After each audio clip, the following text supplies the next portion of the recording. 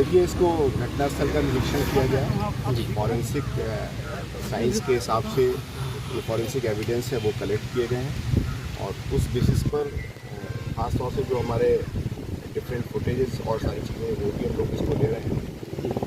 चीज़ें निकल के आई हैं कि अपने एक साथी आरक्षी के साथ में इनका संवाद था, उनके साथ मिलना जुलना था।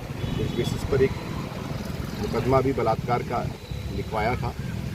उसके बाद 164 के स्टेटमेंट में ये आया कि हमने कोर्ट मैरिज कर ली है, लिहाजा इसको इस पर हम आगे फर्दर कोई कार्रवाई नहीं चाहते हैं। उस बेसिस पर जो हमारे पास इम्पोर्टेंट कुछ और एविडेंस है, पुलिस उस पर काम कर रही है और प्रथम दृष्टया ये किसी खास मोटिव से किया जाने वाला मर्डर प्रतीत हो रहा है।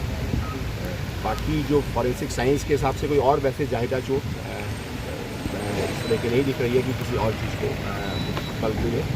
इतना तय है कि जो अभी तक की एविडेंस मिली है, इनके एक परिचित आरक्षी इसके साथ आपस में संवाद था, बातचीत थी। फिर उसके पश्चात एक रेप का मुकदमा लिखा गया और उसके पश्चात उस रेप के मुकदमे के क्रम में 164 के स्टेटमेंट में उसको उन्होंने क्लीन चिट ये कह करके दी कि हमारे आपस में संबंध हो गया है। अब हम लोगों ने कोर्ट मैरिज भी कर ली। क्या उनको गिरफ्तार किया? ठीक है, हमारी टीम लगी हुई है और टीम उसको हिरासत में लेने के लिए भेजा गया।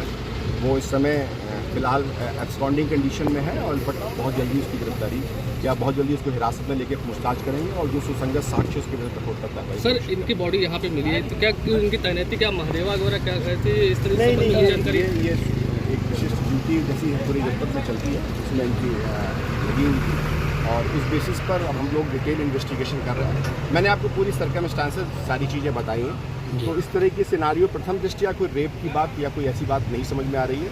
हाँ, कोई एक मोटिवेटेड ये क्राइम है जिसको देखने से लग रहा है और कुछ ऐसे साक्ष्य मिल रहे हैं जिस पर प्रथम दृष्टया ऐसी बातें समझ में आ रही हैं। हम लोग इन फर्दर इन्वेस्टिगेशन करेंगे और सभी साक्ष्यों को समेकित रूप से प्रस्तुत करके